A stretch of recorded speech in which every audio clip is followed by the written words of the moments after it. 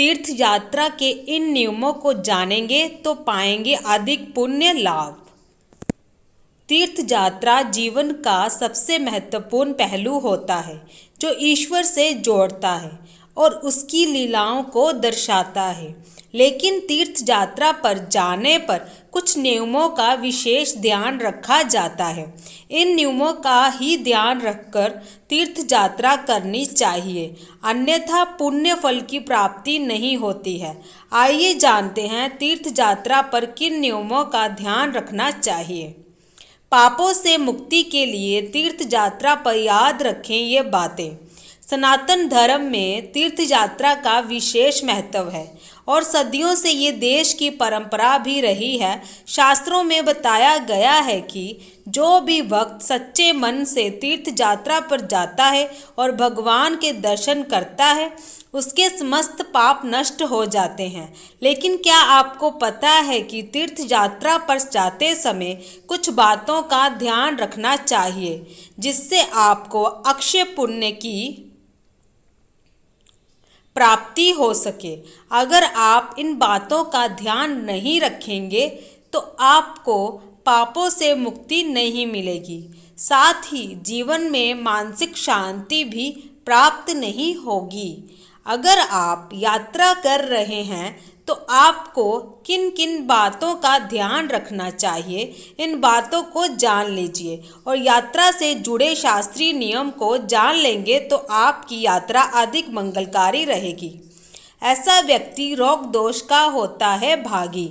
शास्त्रों के अनुसार तीर्थ यात्रा पर जाते समय हमेशा जप, तप और दान करना चाहिए, लोगों की मदद करनी चाहिए और सच्चे मन से ईश्वर का मन में गुणगान करना चाहिए, क्योंकि तीर्थ यात्रा का फल बहुत ही पुण्यदायी होता है।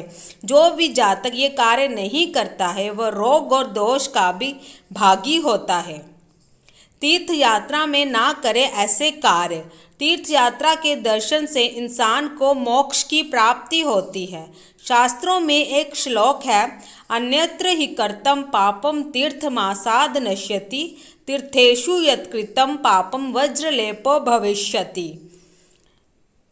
इस श्लोक का अर्थ है कि दूसरी जगह किया गया पाप तीर्थ यात्रा करने पर नष्ट हो जाता है, लेकिन तीर्थ यात्रा में किया गया पाप कहीं भी नष्ट नहीं होता है।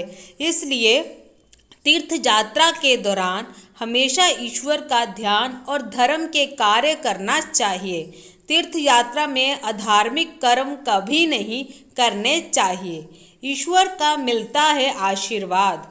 जब कोई व्यक्ति अपने माता पिता, गुरु, भाई बहन या फिर किसी अन्य व्यक्ति को पुण्य फल दिलवाने के उद्देश्य से तीर्थ में स्नान करवाने के लिए ले जाता है तो तीर्थ में स्नान करने वाले व्यक्ति को पुण्य फल का 12वां भाग प्राप्त होता है, साथ ही ईश्वर का भी आशीर्वाद प्राप्त होता है। इस व्यक्ति को भी मिलता है पुण्य।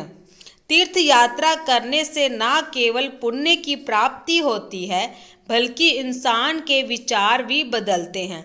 इसलिए जब कोई व्यक्ति दूसरे से पैसे लेकर तीर्थ यात्रा पर जाता है तो पैसे देने व्यक्ति को भी उसका फल मिलता है।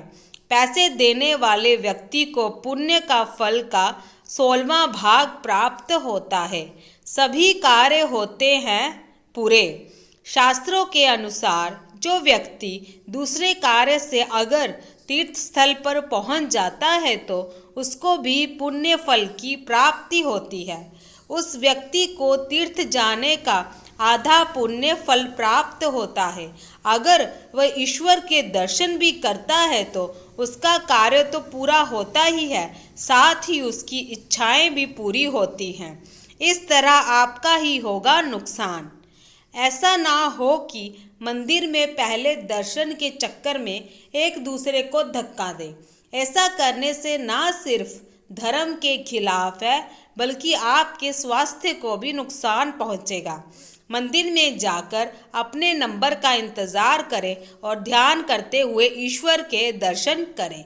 अगर आपको मेरी ये वीडियो अच्छी लगी हो तो मेरे चैनल को लाइक, सब्सक्राइब, शेयर, कमेंट जरूर कीजिएगा। धन्यवाद।